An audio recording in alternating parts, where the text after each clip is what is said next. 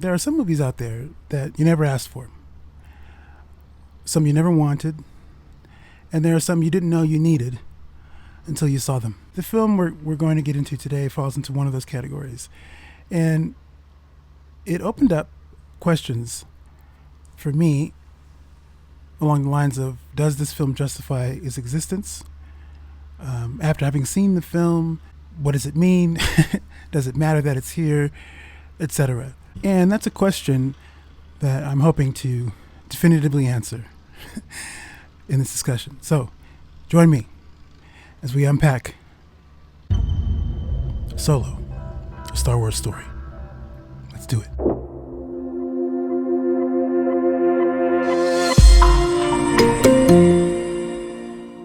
This is one of those movies that I never asked for, and I didn't want from the very beginning. I remember when it was announced, I was against the idea because my thinking around it was that not every character needs a whole film to unpack their backstory. And likewise, not every section of a grand story needs to be revisited, as is the case with Rogue One. Rogue One is another movie that no one asked for in particular, but filmmakers found a way into that story and they told it. And he told it very well. But I personally was kind of sick of seeing the Death Star and Death Star-like weapons that were going to be featured in a Star Wars movie. I wanted more other stories. The galaxy is so wide and so rich with planets and characters and other wars, things going on, that why couldn't we have stories from those areas? Having said that, Rogue One is very good, and it still doesn't change the fact that it's another film featuring the Death Star. On the other hand, with Solo, the primary reason for my displeasure towards the idea of a Solo film was that, to me, Han Solo was complete. I knew everything I needed to know about him and everything I wanted to know about him. What are you doing? I felt the same way about the Furiosa movie. As well made as that movie is, I think, and it was very good, and Anya Taylor-Joy is fantastic. But Mad Max Fury Road, at how it handles Furiosa, is perfect. Like, she's perfect. She's fully realized. There's backstory things, like we get nuggets of her backstory, and I think that's all you need. You don't really need anything else. Anything else is just, you run the risk of diluting the richness of the character by giving us too much of the stuff behind them, or you also can run the risk of having it feel like blah, like kind of empty. Like you don't consider the prequel story of the character as it pertains to the character you know and love, because you've had 3 movies now of Han Solo, well 4 if you count The Force Awakens, but if you're just counting the original trilogy, that's all you need. Han Solo had an arc. He had a fully fleshed out sort of journey. That's it. Now, having said that, how does the movie hold up? How does Solo, a Star Wars story, hold up? And I maintain I didn't ask for this movie. It is very well made, though. It's good. It's a good movie. It's a solid movie. When you talk about the Star Wars standalone projects and how they fit in terms of quality, they're always well made. I think you can't deny the fact that there's a lot of talent, a lot of money, obviously, and just a lot of energy put into any project. However, what you're left with, depending on the project, can vary in terms of quality and also in terms of your personal taste. Now, for me, again, I said this movie is very well made. Ron Howard directed a solid movie. Having said that, it feels safe from a directing standpoint. Now, Ron Howard the man is like legend, and his pedigree reflects that. He's directed some fantastic movies, and he directed a sound one with this. Ron Howard feels like the safe choice. That said, I would have much rather seen the movie that Phil Lord and Christopher Miller would have directed. You know them. They directed the Lego Movie. Those guys were involved with some pretty good projects. And man, the thought of what they would have done with it is exciting to me. And so it's a shame that it didn't work out. But Howard was a solid replacement, and he was reliable. He's someone who would be able to shepherd the project through to completion. And, he's trusted. The cast, how do they hold up? Alden Ehrenreich is fine. He's good as a young Han Solo. He's in the unenviable position of having to give us a solid iteration of the character that we know very well. And in a way, he has a little bit of a freedom to craft who Han Solo was before we meet him in the original Star Wars film, and that aspect's kind of cool. And he actually does a good job. He's good. Emilia Clarke is fantastic as the love interest. I would have wanted to see more of her, even beyond this movie. Of course, Donald Glover is a standout in this movie as Lando Calrissian. But the real scene stealers of this movie are Woody Harrelson, Tandy Wood-Newton, and that group that they're a part of. I wanted to see a movie about them. I was watching it going. Now I should mention that I've seen the movie before, and I thought it was time to give it another watch in the wake of the completion of the second season of Andor, and rewatching Rogue One and all of the other sort of newer, more recent Star Wars projects. Something came up in my mind about, like, you know what, let me give Solo another chance. And so I gave it another shot, and I do like it. I never hated the movie. I just was bothered by the fact that it existed, and it was picking up pieces that we already knew about from the original trilogy that I felt didn't need unpacking. For instance, how Han Solo acquires the Millennium Falcon. The story we were given in the original trilogy is fine. Like, that's enough. I didn't need to see this. They had to make up a reason to make it, like, tell that story. Well, you don't need, and you also don't need to show us how you don't need to show us the Kessel Run. Like, something about it takes away the mythicness of it. And I like the idea that we get to imagine how gangster Han Solo is because he did the Kessel Run. And same thing with Lando. Like, the charm and things we get from Lando in Empire, like, that's enough.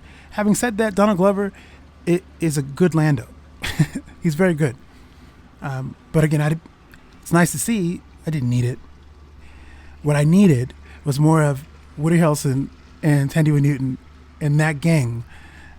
I found myself, again, even this time watching it, that the movie should have been about them.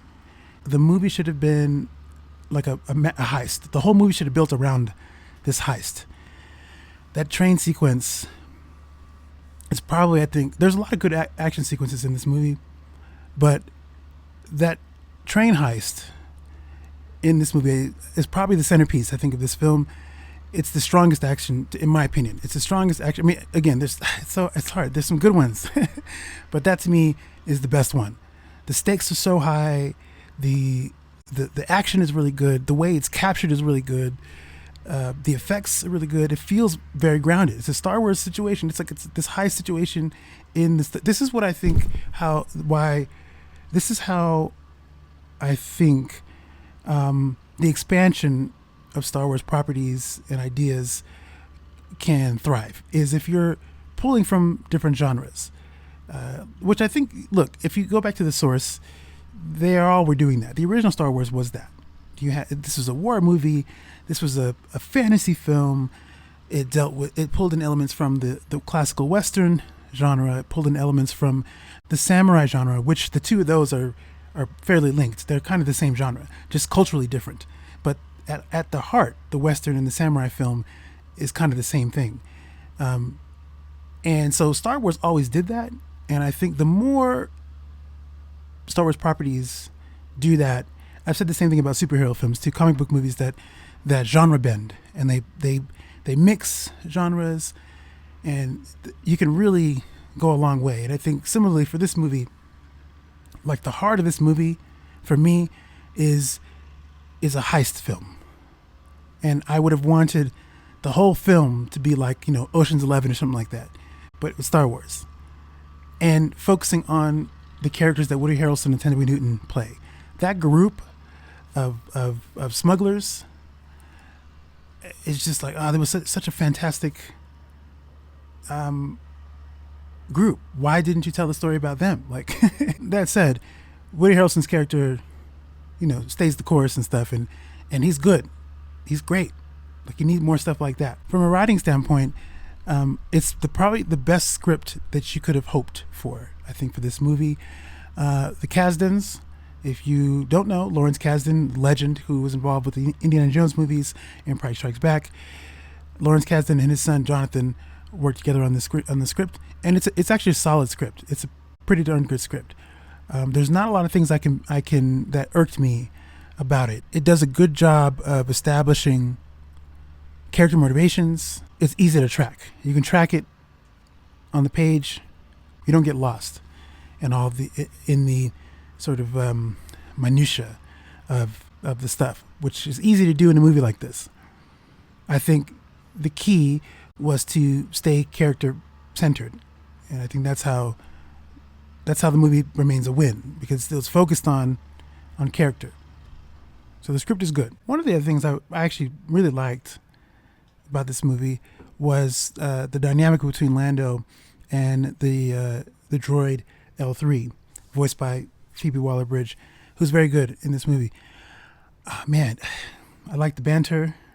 I liked their chemistry, and I wanted more of that. I wish they would have found ways to bring her more into the story and extend her journey. But we got what we got, and I actually am happy with that. Does this film justify its existence? Personally, I don't think so. I think the world would have been fine, completely fine, without this movie. That said, it is a good movie, and I would recommend it, actually. I just personally feel like it's unnecessary to tell the story. I would have much preferred a story centering around like Emilia Clarke's character with Han Solo in the background. He would have been, you could have a similar story but have it be from her perspective. That would have been cool. And or a story about the group led by Woody Harrelson's character and Thandie Newton's character. That would have been a much more interesting, a unique movie for me. But again, if you haven't seen this movie and you're curious,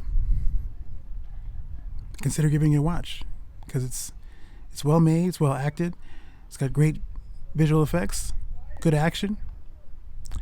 It's not going to be high on your greatest hits list of Star Wars properties. That's probably going to be, if you look at from the movie's perspective, you're probably going to say Empire Strikes Back. It's probably still the strongest live action film of all the, depending on who you are. Some people will say Revenge of the Sith. Some will say Empire Strikes Back. Some people might even have one of the sequel trilogy films on there. But I think for the most part, Solo as a standalone film, it's solid, and it's not really a waste of your time. So if you're bored one day, you're looking for something Star Wars to watch that doesn't have anything to do with Jedis or Sith or anything else, and it's about, other people, consider giving Solo a watch. If you've stuck around to the end of this video, thank you. Appreciate you taking the time to watch.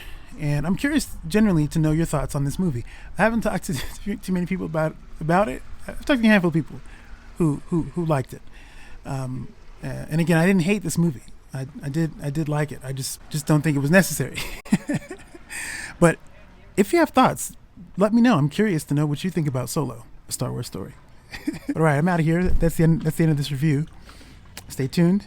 We'll be back with more reviews coming up. Take it easy. Take care of yourself. And I'll catch you in the next one.